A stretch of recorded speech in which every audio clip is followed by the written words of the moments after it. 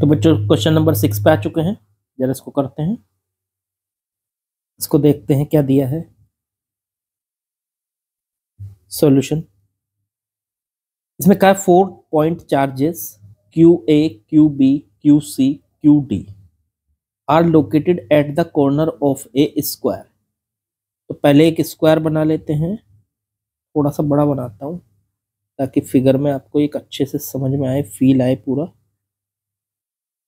ये बन गया स्क्वायर और ये है ए, यहाँ पे चार्ज रखा है क्यू ए, यहाँ पे क्यू बी, यहाँ पे रखा है क्यू सी एंड यहाँ पे रखा है क्यू डी। अब क्यू ए जो चार्ज है वो तो प्लस का है, प्लस का 2 माइक्रोकूलम।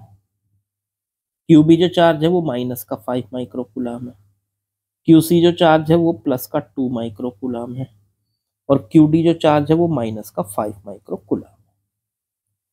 ये कॉर्नर पे रखे हुए हैं ए बी सी डी के, ये ए, ये बी, ये सी और ये D.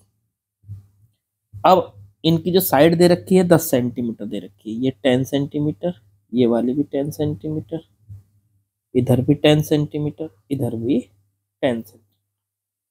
What is the force on charge 1 microcoulomb placed at the centre of square. मान लीजिए इसको यहाँ से यहाँ मिलाएं और इसको यहाँ से यहाँ मिलाएं, तो ये बन गया इसका यहाँ बीच में सेंटर। यहाँ पे हमने एक चार्ज रख दिया 1 माइक्रोकूलम का, तो +1 यहाँ पे एक चार्ज रख दिया। अब इस +1 पे लगने वाला टोटल फोर्स कितना होगा। पहली बात तो यहाँ पे हम ये सोचेंगे कि इस 1 चार्ज पे, +1 चार्ज पे फोर्स लगाएगा कौन कौन। तो भाई इधर तो +2 रखा है, देखो जहाँ पे ये मैंने एरो कर रखा है, और यहाँ पे ये रखा है आपका +1। तो प्लस और प्लस के बीच में यहाँ पे, इनके बीच में एक, देखो जहाँ पे एरो घुमा रहा हूं मैं, इनके बीच में एक रिपल्शन होगा। तो इस तरफ लगा ए की वजह से इस पे रिपल्शन, इसको कह दो F1, ये रिपल्शन है।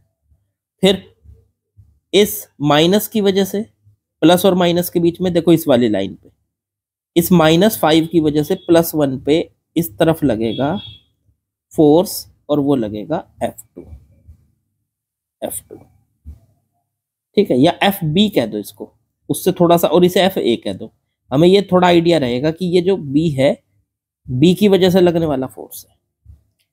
अब ऐसे ही इस प्लस और माइनस की वजह से, देखो इधर माइनस है, ये -5 और ये इधर +1, तो इन दोनों के बीच में भी अट्रैक्शन होगा, तो ये इसको इधर खींचेगा, तो इधर लगेगा ये FD, FD, ये D की वजह से लगने वाला फोर्स है। ऐसे ही बिल्कुल सेम प्लस और प्लस, +2 और +1 के बीच में लगेगा रिपल्शन, तो इस तरफ कर दो, तो ये हो गया आपका FC, सी की वजह से लगने वाला फोर्स। अब देखो इस 1 पे ना 4 फोर्स लगे हुए हैं, जरा चारों को लिख लो कितने कितने हैं। पहले FA निकाल लो, ए की वजह से इस पे कितना फोर्स लगेगा, तो फोर्स का फॉर्मूला होता है KQ1 × Q2 बटे में R²। अब R क्या है, ए से लेके, ये बीच का पॉइंट मान लो O है, तो ए से लेके O के बीच की डिस्टेंस, तो इसको x मान लेते हैं, तो इधर ये भी x हो जाएगी, ये भी x हो जाएगी, ये भी x हो जाएगी। x की वैल्यू बाद में रख देंगे। तो चलो अब ये k को तो k रहने दो, k तो कांस्टेंट है। Q1 पहला चार्ज, तो वो है QA, तो वो हो गया प्लस का 2 माइक्रोकूलम है, ये बिल्कुल माइक्रोकूलम है। तो माइक्रोकूलम को कूलम में चेंज करने के लिए 10⁻⁻6 से मल्टीप्लाई कर लो। Q1 × Q2, Q2 है प्लस का 1, तो देखो प्लस और माइनस के साथ नहीं रखना। आप सोचोगे सर ने प्लस क्यों रख दिए हैं, प्लस नहीं रखना होता, सिर्फ हमें तो वैल्यू रखनी होती है, तो 2 रख दो यहाँ। और दूसरा चार्ज कौन है, 1, क्योंकि किस किस के बीच में आप फोर्स निकाल रहे हो, इस 1 के, ये जो 1 है यहाँ देखो एरो दिखा रहा हूं मैं, और QA के, इन दोनों के बीच में जो रिपल्शन है FA वो निकाल रहे हैं।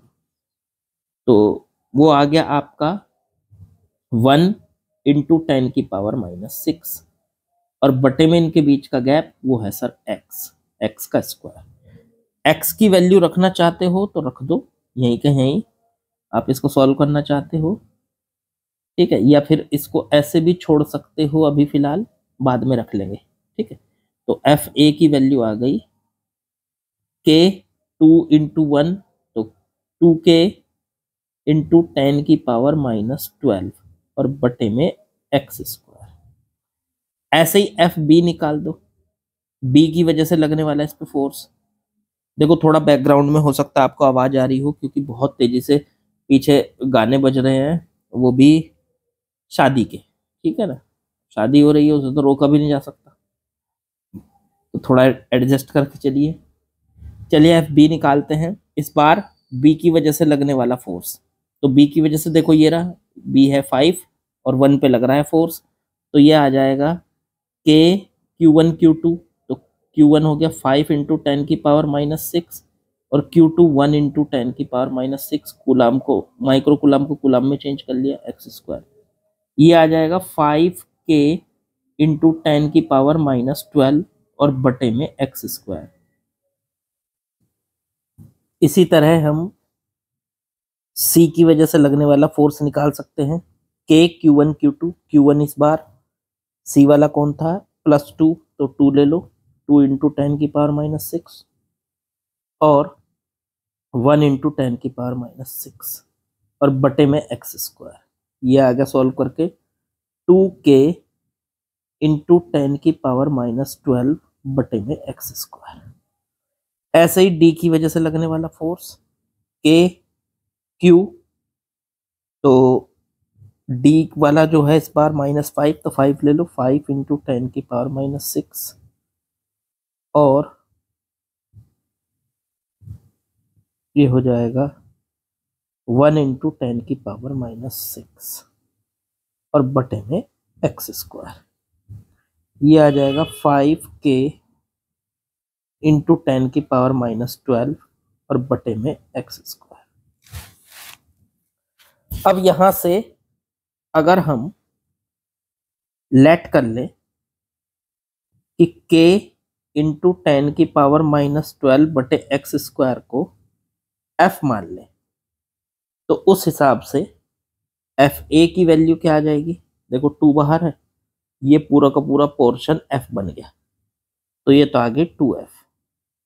फिर ऐसे ही एफ बी कितना आ जाएगा, देखो 5 बाहर है, ये पूरा का पूरा पोर्शन f बन गया, तो ये आ गया 5f।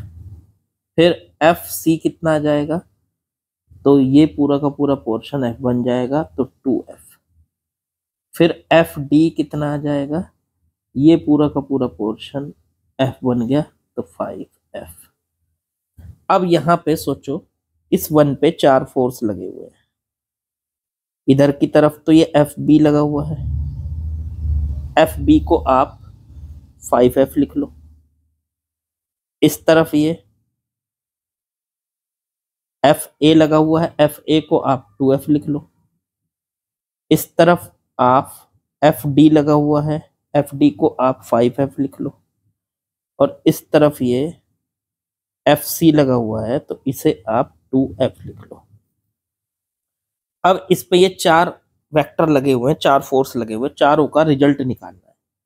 अब देखो हमें ये पता होना चाहिए कि दो अगर वेक्टर एक दूसरे के अपोजिट हैं और एक जैसे हैं, तो वो एक दूसरे का इफेक्ट कैंसिल कर देते हैं। तो 5f देखो इधर लगा हुआ है, ये कैंसिल कर देगा इधर वाले 5f को, तो इन दोनों का इफेक्ट 0 हो जाएगा। अब ये 2f देखो इधर लगा हुआ है और इसके अपोजिट में 2f लगा हुआ है, ये भी एक दूसरे को कैंसिल कर देंगे, तो इनका भी इफेक्ट 0 हो जाएगा। इसलिए चारों वेक्टर एक दूसरे को कैंसिल कर रहे हैं, तो नेट फोर्स कितना आ जाएगा बच्चों, 0। इफेक्ट कैंसिल हो गया चारों का, तो इसलिए नेट फोर्स कितना आ जाएगा वहां पे, 0 आ जाएगा। बिल्कुल आसान, ठीक है। अब ये आपको पता होना चाहिए कि वेक्टर्स जो होते हैं जब एक दूसरे के अपोजिट लगते हैं, ये हमें बात पता होनी चाहिए। जैसे एक वेक्टर इधर लगा हुआ है a, ठीक है, और एक वेक्टर इधर लगा हुआ है b अपोजिट में। अगर पहले वेक्टर की लेंथ x है, दूसरे के भी x है, तो दोनों एक दूसरे को कैंसिल कर देंगे और उनका रिजल्टेंट जो आएगा वो 0 आएगा। ये याद रखना। तो वेक्टर्स जब भी 180 डिग्री पर लगते हैं और उनकी लेंथ एक जैसी होती है वेक्टर्स की, या कह लो उनका मैग्नीट्यूड एक जैसा होता है, अपोजिट लगते हैं, तो उनका रिजल्टेंट हमेशा 0 आता है। ये आपको पता होनी चाहिए बात, ठीक है। तो यहाँ पे ये 0 आ गया। चलो अगले सवाल पे चलते हैं। चलिए बच्चों अगले सवाल में आ गए हम। 1.7 क्वेश्चन नंबर में क्या बोला है आपसे जरा समझते हैं। इन्होंने बोला, पहला सवाल, 2 सवाल है इसमें। पहला क्या है, an electrostatic field line is continuous curve. जो इलेक्ट्रोस्टैटिक फील्ड लाइन होती है वो कॉन्टिन्यूअस कर्व होते हैं। That is a field line can not have sudden break, why not. और ये जो फील्ड लाइन है ये बीच में सडनली ब्रेक नहीं हो सकती, टूट नहीं सकती। क्यों नहीं टूट सकती, ऐसा क्यों? देखो आपको एक बात बताता हूँ। मान लीजिए हमारे पास एक प्लस चार्ज है, हम उसमें से ऐसे समझते हैं कि जैसे उसमें से इलेक्ट्रिक फील्ड की लाइनें निकल रही है बाहर की तरफ, ऐसे उसमें से इलेक्ट्रिक फील्ड की लाइनें, पॉजिटिव चार्ज में से हम मानते हैं कि इलेक्ट्रिक फील्ड की लाइनें बाहर जा रही हैं, ऐसे कुछ इस तरह। और इस तरह से, और माइनस चार्ज में इलेक्ट्रिक फील्ड की लाइनें अंदर आती हुई फील होती है। तो ऐसा ही क्यों कि प्लस चार्ज में इलेक्ट्रिक फील्ड, कभी सोचा है आपने कि इलेक्ट्रिक फील्ड की लाइनें प्लस चार्ज में बाहर क्यों निकलती हैं और माइनस चार्ज में अंदर क्यों? या कुछ दिखाई देता है? ऐसा कुछ नहीं, लाइनें वाइनें दिखाई नहीं देती, कुछ भी, चार्ज ही नहीं दिखाई देता हमें, तो बस उसके इफेक्ट फील होते हैं। तो फिर आखिरकार ये लाइनें किस बेसिस पे बनाई गई? तो आपको इसके थोड़ा सा बेसिक्स में जाना पड़ेगा। आपको ये सोचना है कि बनाई ऐसे गई कि एक छोटा सा चार्ज रख दिया आपने प्लस का। मान लो प्लस का चार्ज आपके पास ये रखा है Q,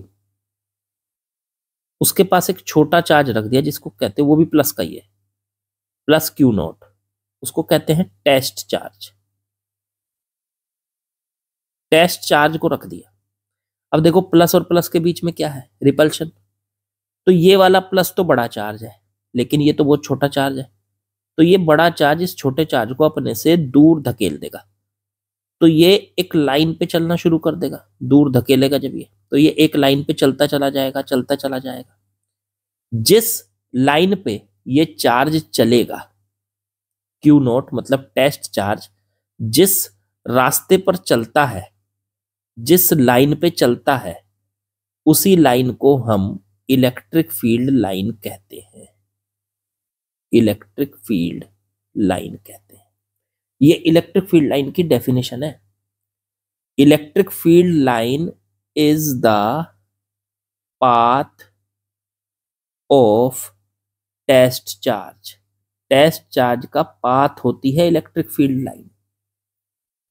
तो इसका मतलब अगर आप इसको यहां रखते, देखो Q0 को, प्लस Q0 को, तो ये ऐसे चलता, इससे दूर होता चला जाता और इस तरह से चलता, तो तब इलेक्ट्रिक फील्ड लाइन ऐसे जाती हुई आपको फील होती।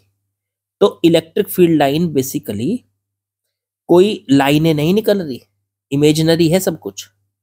बस आपको ये ध्यान देना है कि इलेक्ट्रिक फील्ड लाइन का मतलब होता है कि अगर हम टेस्ट चार्ज को छोड़ दें तो वो जिस पाथ को फॉलो करेगी, बस उसी को इलेक्ट्रिक फील्ड लाइन कहा जाता है।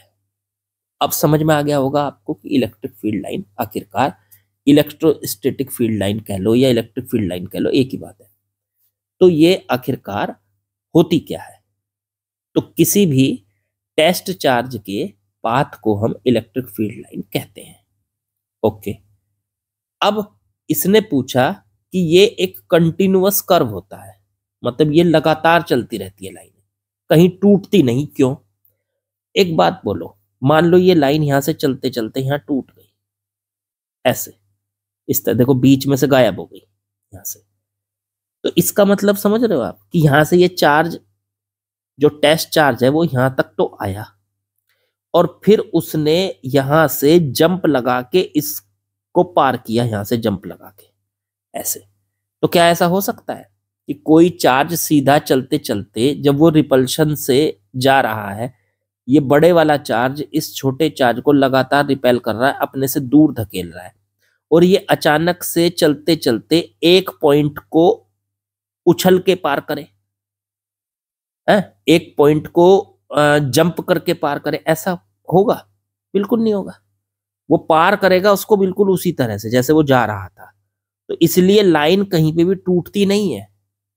लाइन टूटने का मतलब तो ये हुआ ना कि चार्ज ने उस पॉइंट पे को वो गया ही नहीं चार्ज, ऐसा। लेकिन ऐसा क्यों करेगा वो कि उस चार्ज के ऊपर को, वो चार्ज जो है उस पॉइंट के ऊपर को कूद के चला जाए? ऐसे कूद के क्यों जाएगा भाई? वो कूद के जाने का कुछ रीजन तो बनता है। वो तो जब किसी चीज से रिपेल हो रहा है तो सीधा बस चलता चला जाएगा, चलता चला जाएगा। तो इसलिए लाइन जो है दूर तक कॉन्टिन्यूअसली चलती चली जाएगी, बड़ी होती चली जाएगी। इसीलिए तो कहते हैं इलेक्ट्रोस्टैटिक फील्ड लाइन जो है वो एक कॉन्टिन्यूअस कर्व होता है और वो बीच में टूट नहीं सकती, उसमें कोई सडन ब्रेक नहीं आ सकता। उसकी वजह बिल्कुल साफ है, क्योंकि अगर उसको तोड़ा गया कि वो किसी पॉइंट पे टूट गई तो इसका मतलब है कि चार्ज उस पॉइंट से होकर नहीं गुजरा, और अगर चार्ज उस पॉइंट से होकर नहीं गुजरा तो उस पॉइंट को उसने कूदकर पार किया, जंप करके पार किया, जो कि पॉसिबल नहीं है। इसलिए इसमें कोई सडन ब्रेक नहीं आता। मैंने आपको पूरा क्लियरली समझा दिया ये बात। अब आते हैं, ये था हमारा पहले पार्ट का सॉल्यूशन। अब आते हैं दूसरे पार्ट। इन्होंने कहा explain why two field lines never cross each other. Explain करो कि क्यों दो फील्ड लाइन, मान लीजिए इधर से एक लाइन आ रही है, ये भी इलेक्ट्रिक फील्ड की लाइन है, और इधर से भी एक फील्ड लाइन आ रही है, ये भी इलेक्ट्रिक फील्ड की लाइन है, ये एक दूसरे को क्यों नहीं काटती? भाई उसकी वजह साफ है।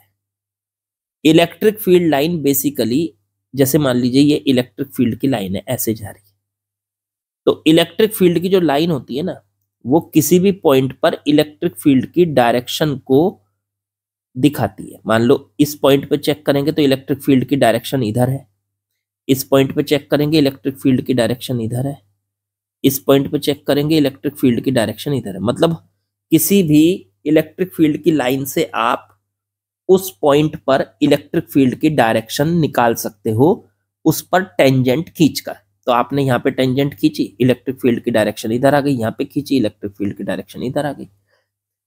हर जगह इलेक्ट्रिक फील्ड की डायरेक्शन आप निकाल सकते हो टेंजेंट खींचकर, ठीक है। इलेक्ट्रिक फील्ड की लाइन का फायदा यही होता है कि टेंजेंट खींचकर उस पर, उससे उस पॉइंट पर इलेक्ट्रिक फील्ड की डायरेक्शन देखी जा सकती है। अब मान लो दो लाइनें आपस में कट कर गई, मान लिया हमने कट कर गई, अब क्या होगा?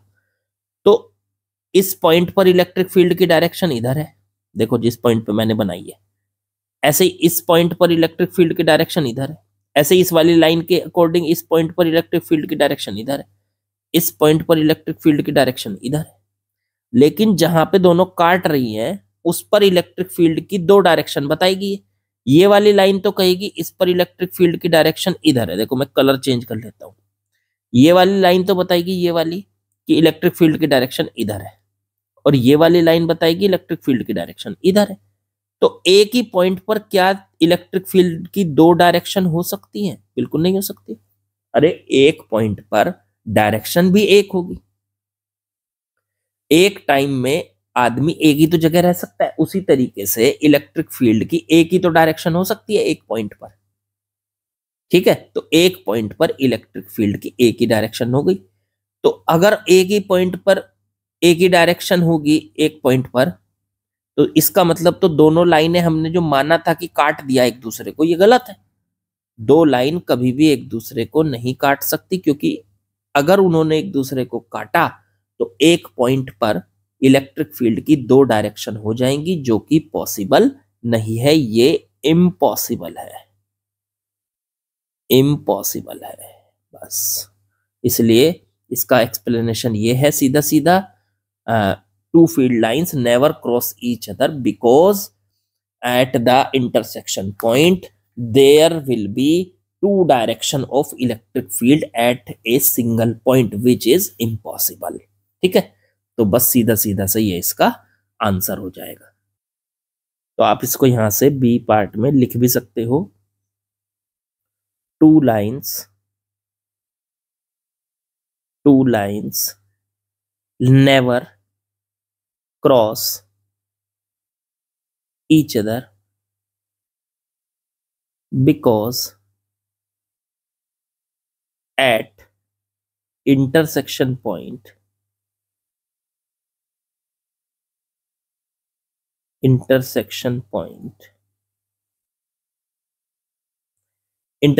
पे क्या हो जाएगी, there are two direction, at intersection point there are two directions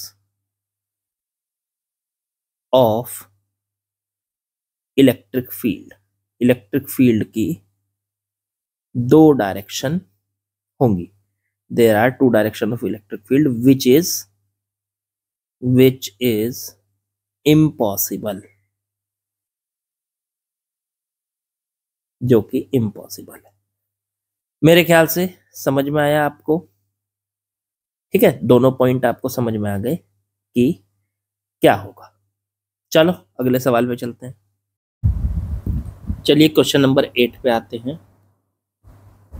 सवाल पढ़ेंगे ध्यान से और फिर उसको सॉल्व करेंगे। देखो, 2 point charge, 2 point charges QA equals to 3 microcoulomb and QB equals to -3 microcoulomb are located 20 centimetre apart in vacuum।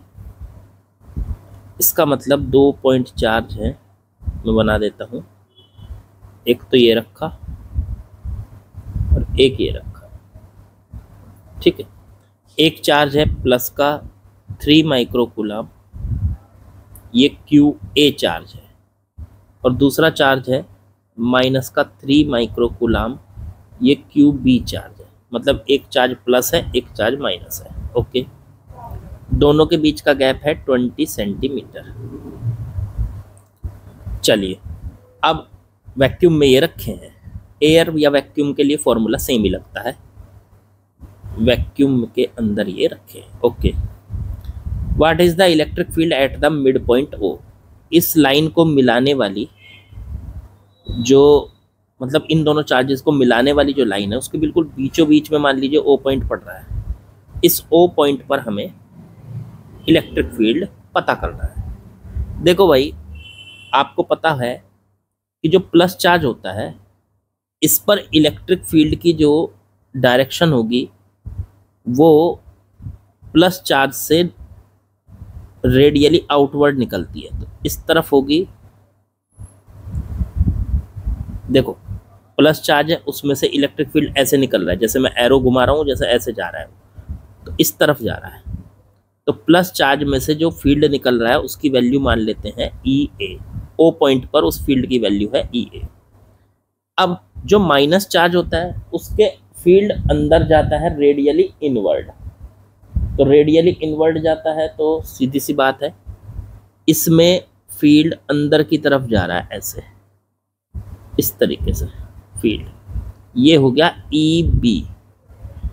B की वजह से इलेक्ट्रिक फील्ड हो गया, मतलब QB चार्ज की वजह से इलेक्ट्रिक फील्ड हो गया EB O पॉइंट पर, और QA चार्ज की वजह से O पॉइंट पर इलेक्ट्रिक फील्ड हो गया EA। देखो, दोनों फील्ड एक ही डायरेक्शन में है, तो अगर दो वेक्टर एक डायरेक्शन में होते हैं, जैसे एक वेक्टर ये है A, एक वेक्टर है B, दोनों वेक्टर एक ही डायरेक्शन में होते हैं, तो उनका रिजल्टेंट भी उसी डायरेक्शन में होता है, R, उसी डायरेक्शन में, और उसकी वैल्यू आप सीधे सीधे निकाल सकते हैं A प्लस B से। अब आप कहोगे सर, वेक्टर के रिजल्टेंट के लिए तो फॉर्मूला ये नहीं होता है।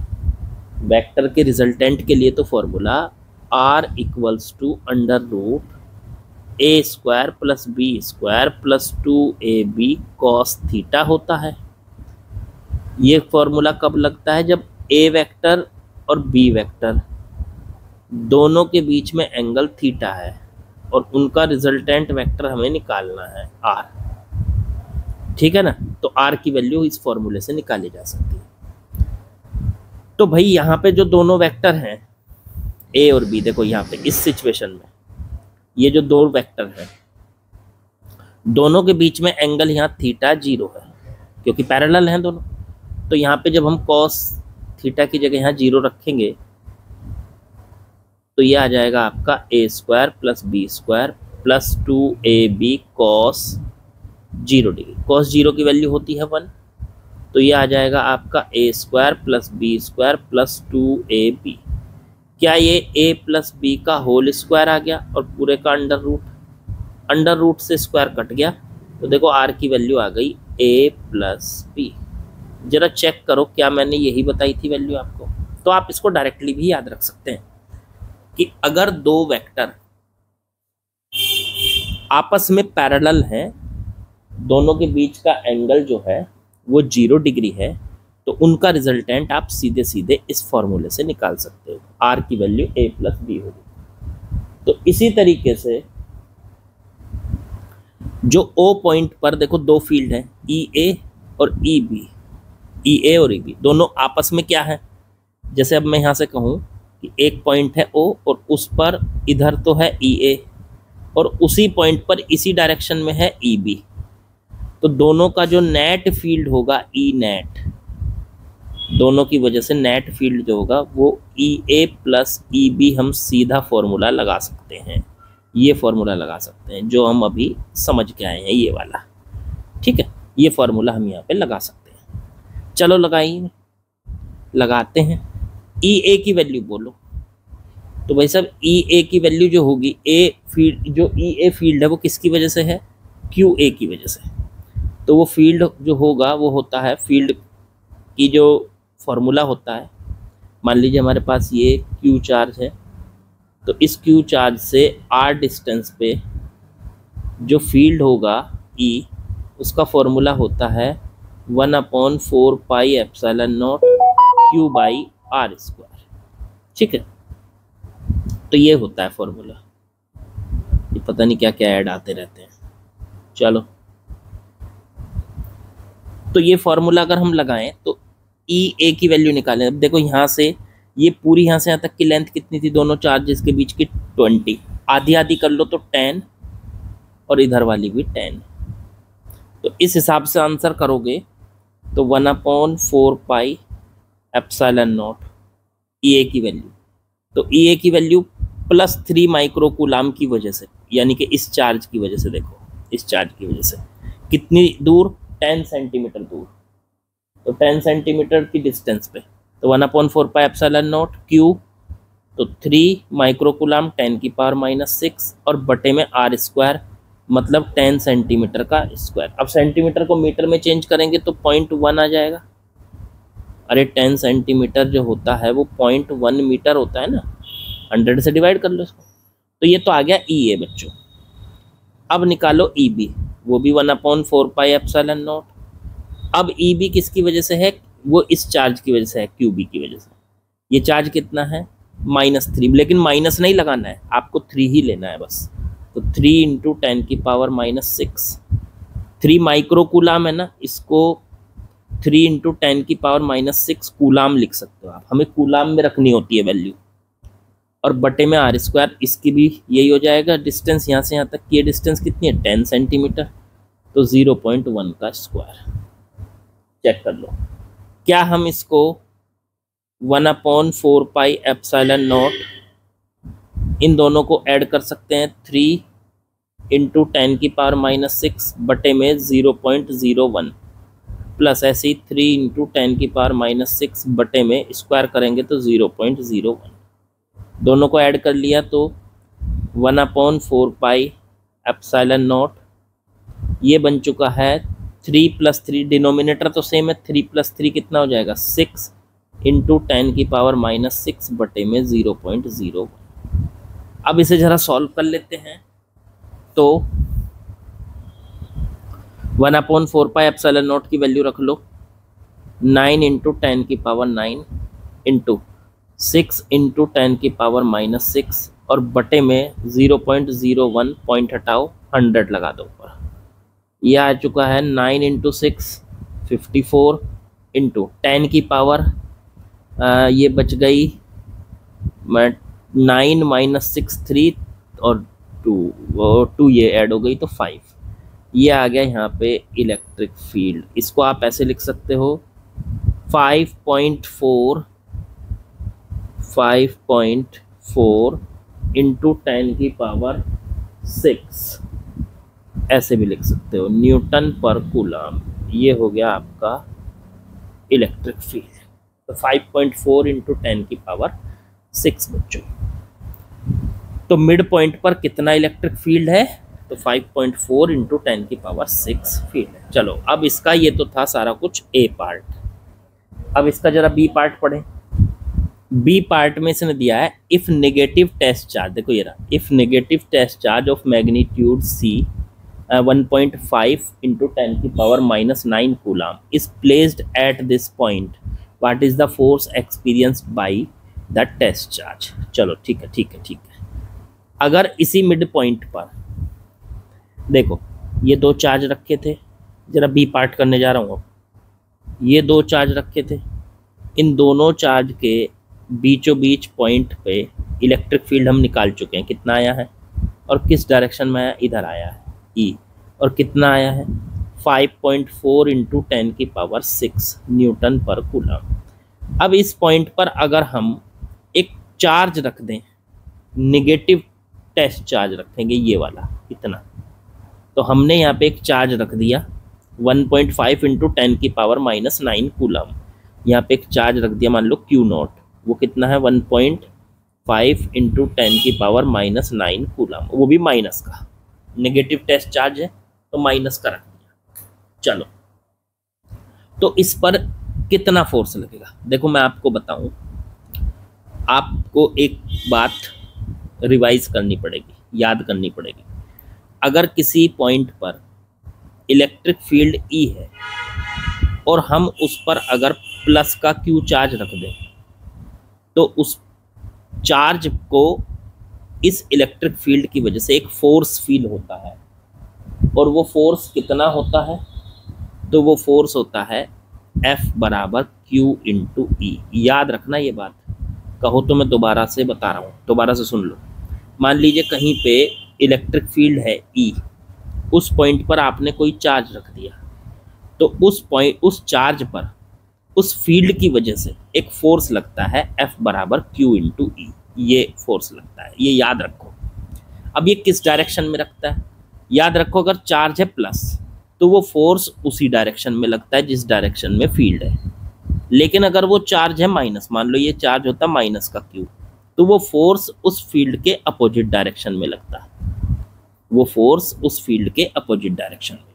फोर्स का फॉर्मूला वही रहेगा F बराबर QE, बस डायरेक्शन डिपेंड करेगी। फिर से समझ लो इस बात को, अगर किसी पॉइंट पर इलेक्ट्रिक फील्ड E है तो उस पे अगर हमने कोई चार्ज रखा उस पॉइंट पर, तो उस चार्ज पे एक फोर्स लगेगा, कितना? F बराबर QE। किस डायरेक्शन में लगेगा? अगर प्लस चार्ज है तो फील्ड की डायरेक्शन में लगेगा, और अगर माइनस चार्ज है तो फील्ड के अपोजिट में लगेगा। तो F बराबर QE, बस हमें ये लगाना है, इसका मतलब यहाँ पे फॉर्मूला। Q हमें पता है, जो चार्ज हमने रखा है वो कौन है? Q0, देखो ये रहा, तो Q की जगह तो Q0 रख दो, इंटू E की वैल्यू रखेंगे। Q0 कितना? देखो ये रहा, यहाँ पे वो है 1.5, माइनस नहीं लिखना है, ठीक है, माइनस तो सिर्फ वो बता रहा है कि माइनस चार्ज है। माइनस चार्ज से ये पता चल गया कि वो फोर्स जो है, इलेक्ट्रिक फील्ड इस तरफ था तो फोर्स अपोजिट में लगेगा। माइनस चार्ज इतना बताता है कि फोर्स अपोजिट में लग रहा है। देखो अगर ये होता प्लस चार्ज तो फोर्स लगता है प्लस चार्ज पे फील्ड की डायरेक्शन में, इस बात को याद कर लो। और अगर है माइनस चार्ज तो फोर्स लगता है फील्ड की डायरेक्शन के अपोजिट, तो वो फोर्स अपोजिट में लग रहा है। फील्ड तो देखो राइट की तरफ है, पर फोर्स लेफ्ट की तरफ लगेगा इस पर, ठीक है। पर जब आप फोर्स को कैलकुलेट करोगे तो Q की वैल्यू यहाँ माइनस में मत रखना, सिर्फ वैल्यू को रखना है, प्लस माइनस छोड़ देना है। तो 1.5 इंटू 10⁻⁹, ये तो हो गया Q0, इंटू E की वैल्यू हमने निकाल ली थी यहाँ से 5.4 इंटू 10⁶। इन दोनों को आपस में मल्टीप्लाई करते हैं और ये आ जाएगा आपका 8.1 इंटू में 10⁻³ न्यूटन, ये फोर्स इसके ऊपर लगेगा, ठीक है। और डायरेक्शन क्या रहेगी उसकी? अगर डायरेक्शन देख रहे हो फिगर से साफ नजर आ रहा है, इलेक्ट्रिक फील्ड के अपोजिट। क्यों? क्योंकि Q0 जो है वो नेगेटिव चार्ज है, नेगेटिव चार्ज पे फोर्स इलेक्ट्रिक फील्ड के अपोजिट डायरेक्शन में लगता है, तो इसलिए उसकी डायरेक्शन रहेगी लेफ्ट की तरफ, लेफ्टवर्ड। ठीक है, तो ये सवाल आसान था, आसानी से हमने इसको कर लिया। चलो आगे बढ़ते हैं। चलिए बच्चों, अगले सवाल में पहुंच गए हम। ठीक है, इसमें क्या दिया है, इस सिस्टम हैज 2 चार्जेस। एक सिस्टम में 2 चार्ज हैं, कौन कौन से, QA और QB। ठीक है, located at point 0 0 -15 centimetre and 0 0 +15 centimetre. देखो सुनो आप मेरी बात, पहले हम इधर बना लेते हैं x एक्सिस, इधर बना लेते हैं y एक्सिस, इधर बना लेते हैं z एक्सिस। ठीक है, अगर z को ऐसे नीचे बढ़ाएंगे तो ये है -z एक्सिस, इसको यहाँ पे ले सकते हैं z', ये x है ये y है, z'। अब मैं z को क्यों बढ़ाया सर, ऐसे पीछे y भी होगा, ऐसे पीछे x भी होगा, लेकिन देखो ये पॉइंट चार्ज रखे कहाँ है, ध्यान दो, ये पॉइंट चार्ज 0 0 -15 और 0 0 +15। तो 0 0 x कोऑर्डिनेट 0 है, y कोऑर्डिनेट 0 है, सिर्फ z कोऑर्डिनेट है -15 और इसमें भी z कोऑर्डिनेट है +15। तो आप इसको ऐसे समझ सकते हो कि z एक्सिस पे रखे हैं दोनों चार्ज, ये इधर रखा है 0 0 +15 और ये यहाँ पे रखा है -z एक्सिस पे 0 0 -15 सेंटीमीटर पे रखे हुए हैं। अब यहाँ पे तो चार्ज रखा हुआ है -15 पे QA और यहाँ पे चार्ज रखा हुआ है QB। अच्छा, दोनों के बीच में गैप सोचो, 0 0 15 प्लस का मतलब समझो यहाँ मान लो बीच में 0 है, ओरिजिन है, तो यहाँ से O से लेके और QB तक की जो डिस्टेंस है वो 15 है, समझ लीजिए 15 दे रखी है। तो ये वाली डिस्टेंस हो गई यहाँ से यहाँ तक, मैं कलर चेंज करके दिखा देता हूँ, यहाँ से लेके यहाँ तक की जो ये डिस्टेंस है ये हो गई 15 सेंटीमीटर, क्योंकि इसके कोऑर्डिनेट है +15 आ रहा है इसमें। ऐसे ही यहाँ से लेके यहाँ तक की जो डिस्टेंस है ये भी देख लो, तो ये भी डिस्टेंस 15 सेंटीमीटर है। ठीक है सर, माइनस में, माइनस तो मतलब ये बता रहा है कि नीचे की तरफ है, पर वैसे अगर आप देखोगे तो 15 सेंटीमीटर ऊपर की तरफ, 15 नीचे की तरफ। तो इसका मतलब तो सर चार्जेस के बीच का गैप हो गया, मान लो जी यहाँ तो है ये QA और यहाँ से नीचे की तरफ है ये QB और इनके बीच का जो गैप है वो है 30 सेंटीमीटर। इनके बीच का गैप वो कितना है, 30 सेंटीमीटर। अब पूछा क्या है वो सुनो, what are the total charge and electric dipole moment of the system. अच्छा सुनो, एक बात बताओ, QA चार्ज कितना दिया है, QA चार्ज तो दिया है, QB था ये तो सर, सॉरी इधर था QA चार्ज कितना दिया है, QA चार्ज तो दिया है सर 2.5 इंटू 10 की पावर -7 कूलम, और QB कितना दिया है, माइनस का 2.5 इंटू 10 की पावर -7 कूलम, ये चार्ज दिया है, एक QA एक QB। ठीक है, अब यहां से आपको एक बात पता होनी चाहिए, पहले तो पूछा है इन्होंने टोटल चार्ज का, आंसर करते हैं टोटल चार्ज कितना है। तो total charge QA, total charge होता है QA प्लस QB। तो टोटल चार्ज QA कितना है, माइनस का नहीं प्लस का 2.5 इंटू 10 की पावर -7 कूलम, और QB कितना है, माइनस का 2.5 इंटू 10 की पावर -7 कूलम। अब देखो ये प्लस का है, ये माइनस का, पूरा पूरा इससे कट गया, एक प्लस एक माइनस है, तो टोटल चार्ज आ गया 0। टोटल चार्ज पहला जो सवाल पूछा इन्होंने उसका आंसर तो आ गया 0। अब इन्होंने कहा एंड इलेक्ट्रिक डाइपोल मोमेंट, वो भी बताओ। देखो आपको एक बात बताता हूँ, वैसे तो पता है आपको, पर फिर भी जब दो चार्ज एक दूसरे के पास रख दिए जाते हैं, जैसे ये और ये रख दिया मैंने, ये दो चार्ज, एक है प्लस का Q और दूसरा है माइनस का क्यू, तो वो दोनों मिलकर एक डाइपोल बनाते हैं। तो दोनों ने मिलकर बनाया डाइपोल, और इस डाइपोल का डाइपोल मोमेंट हमें कैलकुलेट करना होता है।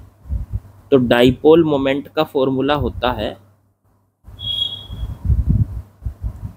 दोनों में से एक चार्ज को ले लो और इनटू में उनके बीच का गैप ले लो। यहां से यहां तक का गैप मान लीजिए, यहां से यहां तक का गैप L है, तो वो L ले लो, इनटू गैप लेना है। तो ऐसे ही फिर तो सर यहाँ पे ये QA और QB रखे हैं, सेम चार्ज होने चाहिए, लेकिन एक प्लस का एक माइनस का। तो देखो QA और QB रखे हुए हैं,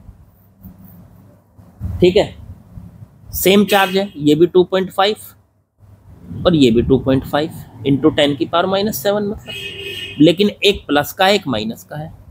चेक करो, तो ये भी तो एक डाइपोल बना रहे हैं। हाँ, दोनों मिलकर एक डाइपोल बना रहे हैं।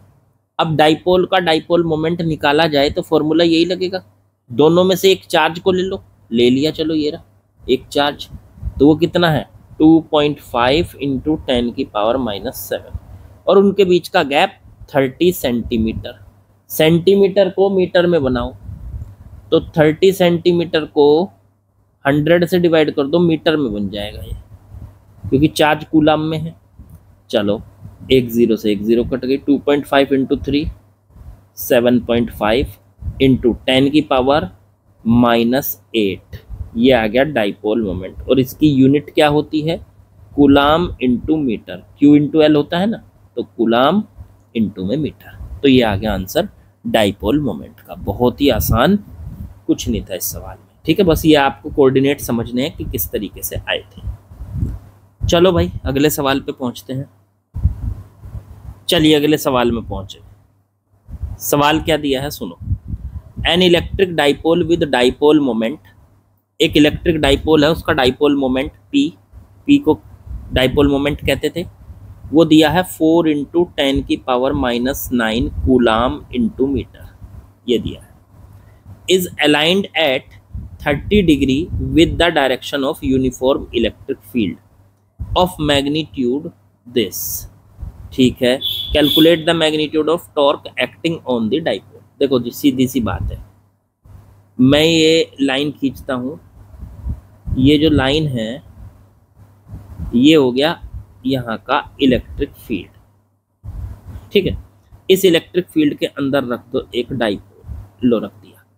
डाइपोल में एक तरफ होता है प्लस चार्ज, दूसरी तरफ होता है माइनस चार्ज, ठीक है, माइनस से प्लस की तरफ डाइपोल का डाइपोल मोमेंट होता है P, तो ये हो गया डाइपोल का डाइपोल मोमेंट। जो डाइपोल का डाइपोल मोमेंट होता है उसकी डायरेक्शन माइनस से प्लस की तरफ होती है। तो इस P का और इस इलेक्ट्रिक फील्ड का, इनके बीच का जो एंगल दिया है वो दिया है 30 डिग्री, ठीक है। अब आपसे पूछा है E की वैल्यू दे रखी है, इलेक्ट्रिक फील्ड कितना है ये भी दे रखा है, तो वो दे रखा है 5 इंटू 10⁴ न्यूटन पर कूलम, ये दे रखा है आपको। तो यहाँ से अब आपसे पूछा है कि calculate the magnitude of torque acting on the dipole, dipole पर कितना टॉर्क लगेगा। देखो आपको एक बात याद रखनी है, जब किसी डाइपोल को हम इलेक्ट्रिक फील्ड के अंदर रखते हैं, इलेक्ट्रिक फील्ड भी कैसा, यूनिफॉर्म, यूनिफॉर्म का मतलब होता है हर जगह एक जैसा। तो अगर हम किसी डाइपोल को इलेक्ट्रिक फील्ड के अंदर रखते हैं तो वो इलेक्ट्रिक फील्ड उस डाइपोल को घुमाता है और घुमाने के लिए उस पर टॉर्क लगाता है, और उस टॉर्क की जो वैल्यू होती है, कितना टॉर्क लगाता है, उसको याद रख सकते हो PE sin थीटा, ये वो टॉर्क का फॉर्मूला होता है। ये याद कर लो बस कि अगर कोई डाइपोल किसी फील्ड के अंदर रखा है तो वो उस पर कितना फोर्स लगाएगा। तो टॉर्क आ गया आपका PE sin थीटा, P कितना है 4 इंटू 10⁻⁻9, E कितना है तो 5 इंटू 10⁻⁴, साइन थीटा तो साइन 30 डिग्री, 4 इंटू 5 कितना हो गया 20, 10⁻+4 और -9 तो 10⁻⁻5 बचा, इंटू 10 30 1/2, 2 से इसको काट लो तो ये बच गया 10 इंटू 10⁻⁻5 या 10⁻⁻4। ये टॉर्क आ गया। टॉर्क की यूनिट क्या होती थी? तो न्यूटन इंटू मीटर टॉर्क की यूनिट होती है। और आप इस तरीके से कैलकुलेशन को कर सकते हैं। बिल्कुल इजी सा सवाल था जिसमें हमें टॉर्क कैलकुलेट करना था कि कितना है। ठीक है, चलो जी अगले सवाल पे बढ़े।